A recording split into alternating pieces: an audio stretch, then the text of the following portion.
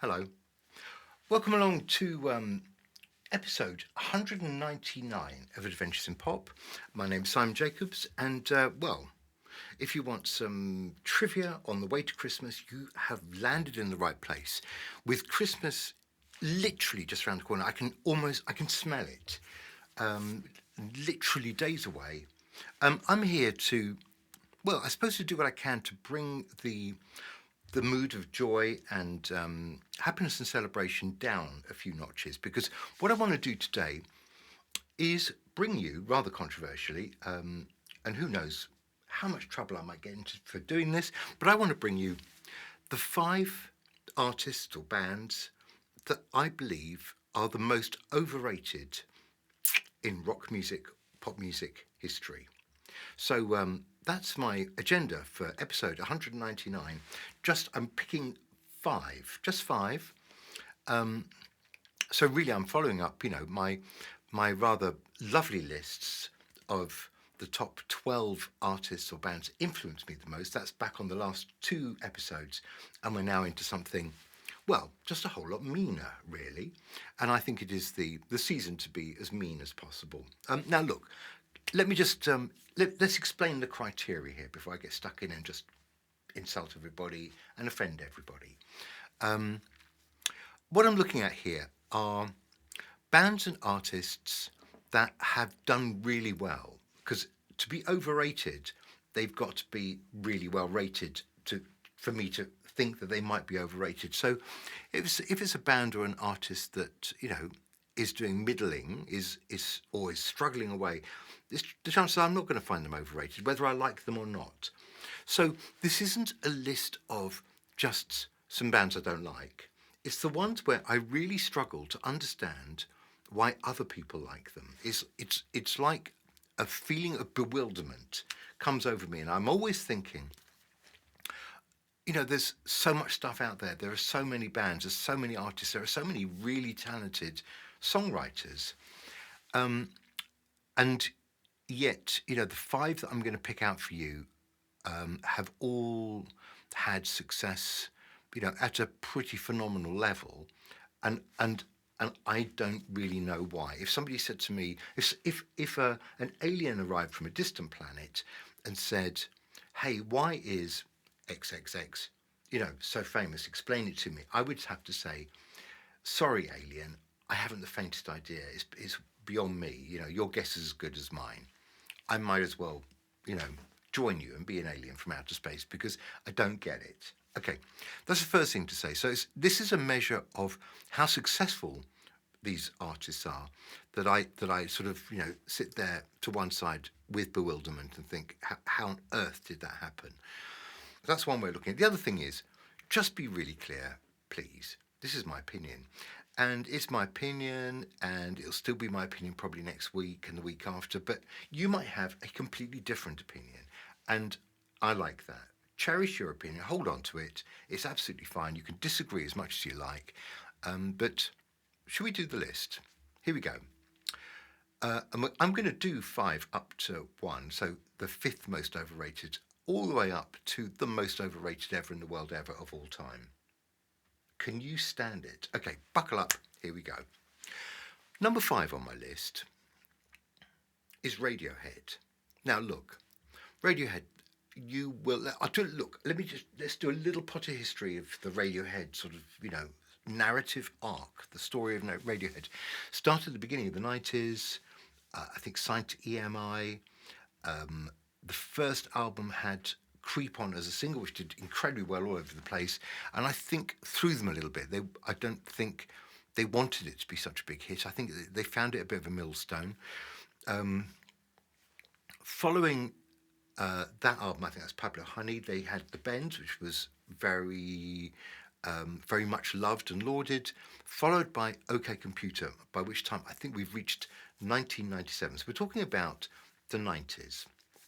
And those three albums really set up Radiohead as this sort of, a bit progressive, clever people who, took time to express important things in their music.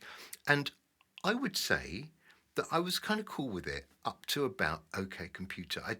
OK Computer was regarded as one of the great albums of the 90s, and you know, Rolling Stone and New Musical Express fell over themselves with how much they loved OK Computer. And in those lists at the end of the decade, OK Computer ranked very highly and still does. When any august newspaper does a big list of, you know, albums of all time, OK Computer is always nestling somewhere in a, you know, in a very high position. It is a well loved and respected album, and I would say, I think I bought it.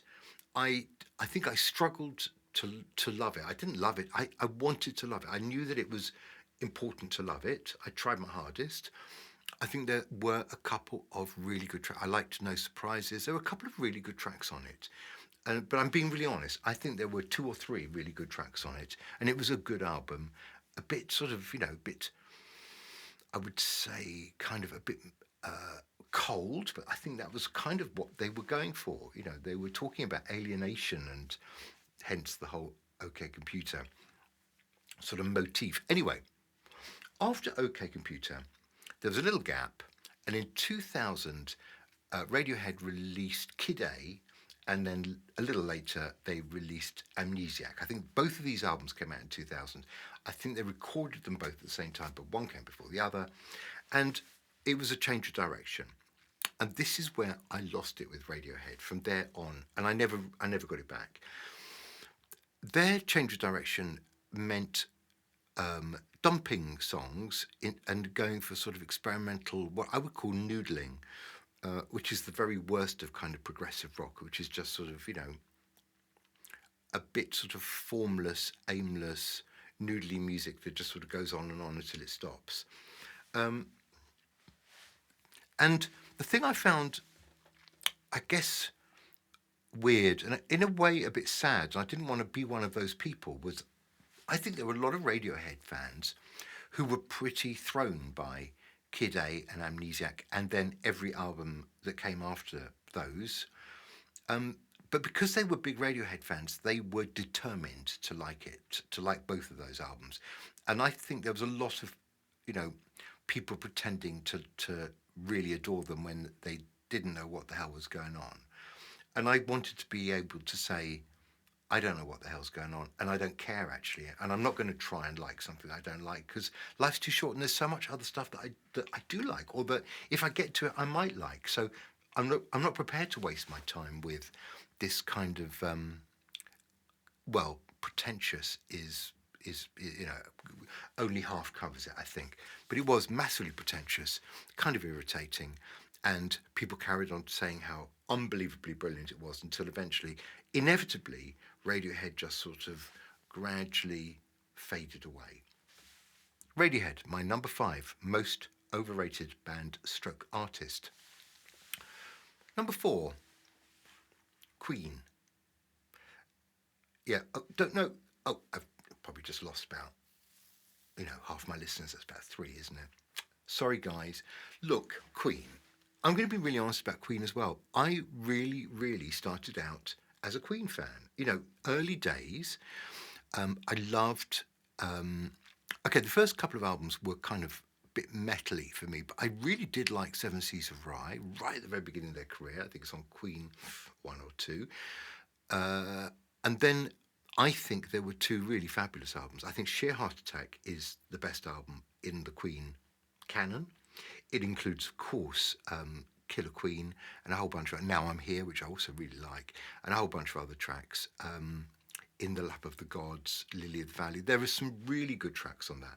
I think this was Queen at their most creative, at their most, you know, interesting. They were beginning to really use all the you know, their studio equipment to create really interesting kind of, you know, sounds and sonic events in their music to give it, well, just some difference. It was different from everything else. And then, of course, after Sheer Heart Attack, the next album, we're talking 1974 for Sheer Heart Attack, we're talking 1975 for A Night in the Opera. And A Night at the Opera had Bohemian Rhapsody on it. And I was astonished by Bohemian Rhapsody. And again, you know, I know that time has turned it into almost a cliche of a song, but at the time it was just shockingly good, and I I really liked it, and I quite liked A Night of the Opera, the album. It had some pretty crap tracks as well as the really good tracks, but any album that had Bohemian Rhapsody on was going to be mostly okay, and so up until that point I was on board with Queen, um, and then I just think the quality of the songwriting fell away, I would say, unbelievably steeply. I didn't like A Day at the Races. I didn't like Somebody to Love, which is the big kind of, big lead off single from Day in the Races. It was supposed to be the one that kind of was, if you like, the big spectacular follow up to Bohemian Rhapsody. Well, no, no, no, no. And after Day in the Races, things just went from bad to worse. I mean, I can't really get over a band who release a single called Fat Bottom Girls, and have a video of all these girls riding bicycles naked. Am I getting confused? I think it was a double A side. Fat Bottom Girls Bicycle Race. Just dreadful. I mean, unremittingly dreadful. I didn't like We Will Rock You. I didn't like We Are the Champions. I didn't like any of that album. I think uh, there was jazz, there was News of the World. I didn't like any of those things. Um, at the end of the 70s, before they kind of went down the plug hole for a period, I did like Another One Bites the Dust, although it was such a kind of rip-off, I think, of Chic Good Times, or one of those great Chic hits. Um, uh, Maybe they're lucky they didn't get sued. Um, and, and and then of course the Queen story is about having some pretty dodgy albums at the beginning of the 80s, and then the kind of the resurrection of Queen with the album The Works, and then their big performance at Live Aid. Well, The Works, okay, The Works had Radio Gaga, I Want to Break Free, and a few other, and they were hits. Radio Gaga, okay, that's about it for me, I'm afraid. And I wasn't very into much of the music that happened at Live Aid. Live Aid's really interesting. Look, I thought Live Aid was an extraordinary event, and it was for an extraordinary cause, and it achieved what it meant to achieve. But musically, I don't ever want to have to listen to any of it ever again because it was horrible. The point is, that was a very important moment in Queen's kind of resuscitation, and beyond that, they had a few more big albums before it became very obvious that Freddie Mercury was ill and dying. And he passed away in '91. So look, that's the Queen arc narrative, but for me, it stopped in 1975, and the rest was, I think, pretty pants. And of course, Queen's Greatest Hits is in the top 3 best-selling albums in British recording history. Okay, let's move on. Westlife, my number 3 most overrated. I'm not going to talk about Westlife for very long because I'm not quite sure what to say. And in fact, I have talked about Westlife just recently because we talked about boy bands in a few episodes back. So Westlife, I think they had 9 number ones. I could name one. I think I Raise You Up. I think that's one of them. I don't know any of the others. I've heard them all. I can't remember any of them. They all blend into one sort of formula, and it's a formula that is entirely predictable, entirely dismal, boring, and really doesn't give you anything to hold on to. It's just, I think the thing that's so dispiriting about Westlife is that they were so successful. They did have 9 number ones. I mean, that's the same number of number ones as ABBA. And you tell me, who gave more to the world? Who influenced the world more, ABBA or Westlife? I mean, it's ridiculous, isn't it? I don't know why I'm asking you. I think the thing that's so depressing is that Westlife, in a way, the music was so unambitious. It was so comfortable with itself. It was so never going to scare the ponies, and it was so middle of the road. It was so boring, and they sold in the bucket load. So look, Westlife are my third most overrated, which brings me to just two. Number two, Edward Christopher Sheeran. Um, Ed Sheeran, look, we're talking really about the 2010s, where he really dominated through the whole of that decade with his various albums, his various squiggly albums, plus and minus and divided and etc. And he has sold 150 million albums. He's won Brits and Ivor Novello awards. He has been named, Global Artist of the Year. He is essentially huge. He's been one of the most listened to artists on Spotify throughout Spotify's entire life. And apparently he's a really nice guy. And Ed, if you're watching, I'm not trying to be horrible to you. I wish you a lovely Christmas with your family. I'm sure you are a nice guy. But this isn't about this. This isn't about nice guys. This is about those artists who sell in the bucket load, and I don't really know why. Because Ed, I just find you a bit boring.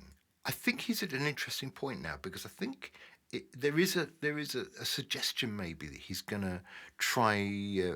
Heading off in a slightly different direction. I'm quite interested to see where he goes next, or whether he just carries on, putting out these incredibly bland, incredibly popular, nicely put together albums of stuff that I will never remember, and I don't think anybody else will for very long. I wonder. That's the thing, isn't it? In 30 years' time, will people be, singing Ed Sheeran songs? I'm not really sure. Will they be singing ABBA songs and Beatles songs? Yes, they will. Which brings me to my number one.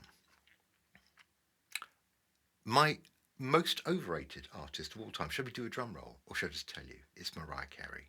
Now, look, Mariah Carey, she dominated the 90s. It's interesting because they all kind of they have a period where, to themselves, and certainly for Ed Sheeran and for Mariah Carey, they're so huge, they've got a whole decade to themselves. So Mariah Carey, it was the 90s. She emerged at the beginning of the 90s. She had, album after album after album. What can I say about Mariah Carey? What's my problem with her? Okay, she has, I think, an excellent voice. She has a range of, I think we're told, 5 octaves.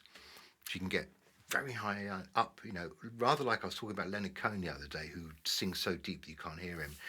She goes up so high that you can't hear her. I think bats can hear her, but I'm not a bat. I don't have bat's ears.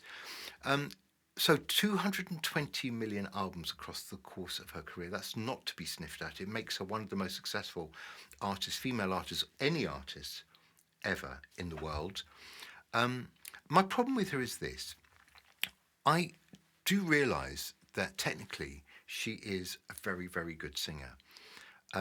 But I never, ever get from her not a molecule of emotion. It is the most soulless sort of demonstration of "look at me, I can sing" that I've ever come across from a major artist.